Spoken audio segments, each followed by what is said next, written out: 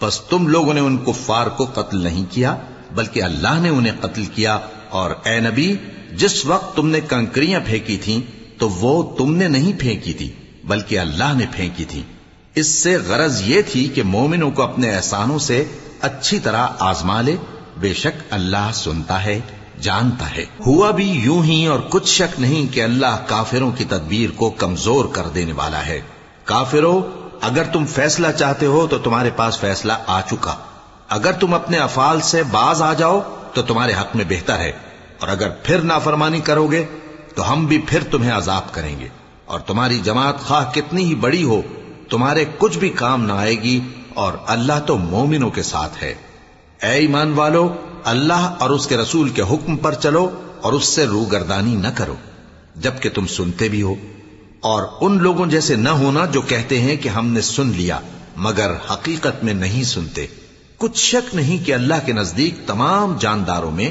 بدترین وہ بہرے گونگے لوگ ہیں جو عقل سے کام نہیں لیتے، اور اگر اللہ ان میں خیر کی طلب دیکھتا تو ان کو سننے کی توفیق بخشتا، اور اگر یوں ہی انہیں سنوا دیتا تو وہ منہ پھیر کر بھاگ جاتے۔ مومنوں، اللہ اور اس کے رسول کا حکم قبول کرو جبکہ رسول تمہیں ایسے کام کے لیے بلاتے ہیں جو تم کو زندگی جاوداں بخشتا ہے، اور جان رکھو کہ اللہ آدمی اور اس کے دل کے درمیان حائل ہو جاتا ہے، اور یہ بھی کہ تم سب اس کے روبرو جمع کیے جاؤ گے۔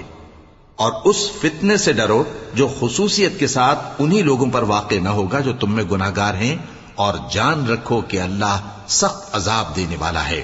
اور اس وقت کو یاد کرو جب تم زمین مکہ میں قلیل اور ضعیف سمجھے جاتے تھے اور ڈرتے رہتے تھے کہ لوگ تمہیں اڑا نہ لے جائیں، یعنی ختم نہ کر دیں، تو اس نے تم کو جگہ دی اور اپنی مدد سے تم کو تقویت بخشی اور پاکیزہ چیزیں کھانے کو دیں تاکہ اس کا شکر کرو۔ اے ایمان والو، نہ تو اللہ اور رسول سے خیانت کرو اور نہ اپنی امانتوں میں خیانت کرو، اور تم ان باتوں کو جانتے ہو، اور جان رکھو کہ تمہارا مال اور اولاد بڑی آزمائش ہے، اور یہ کہ اللہ کے پاس نیکیوں کا بڑا ثواب ہے۔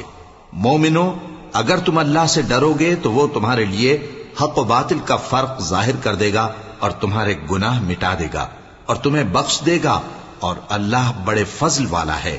اور اس وقت کو یاد کرو جب کافر لوگ تمہارے بارے میں چال چل رہے تھے کہ تم کو قید کر دیں یا جان سے مار دیں یا وطن سے نکال دیں،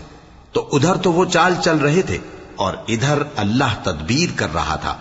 اور اللہ بہترین تدبیر کرنے والا ہے۔ اور جب ان کو ہماری آیتیں پڑھ کر سنائی جاتی ہیں تو کہتے ہیں یہ کلام ہم نے سن لیا ہے، اگر ہم چاہیں تو اسی طرح کا کلام ہم بھی کہہ دیں، اور یہ ہے ہی کیا، صرف اگلے لوگوں کی حکایتیں ہیں۔ اور جب انہوں نے کہا کہ اے اللہ، اگر یہ قرآن تیری طرف سے برحق ہے تو ہم پر آسمان سے پتھر برسا یا کوئی اور تکلیف دینے والا عذاب بھیج دے۔ اور اللہ ایسا نہ تھا کہ جب تک اے پیغمبر تم ان میں تھے انہیں عذاب دیتا، اور نہ ایسا ہے کہ وہ تو بخشش مانگیں اور اللہ انہیں عذاب دے۔ اور اب ان کے لیے کون سی وجہ ہے کہ وہ انہیں عذاب نہ دے، جبکہ وہ مسجد حرام میں نماز پڑھنے سے روکتے ہیں، جبکہ وہ اس مسجد کے متولی بھی نہیں ہیں۔ اس کے متولی تو صرف پرہیزگار ہیں، لیکن ان میں کے اکثر نہیں جانتے۔ اور ان لوگوں کی نماز خانہ کعبہ کے پاس سیٹیاں اور تالیاں بجانے کے سوا کچھ نہ تھی،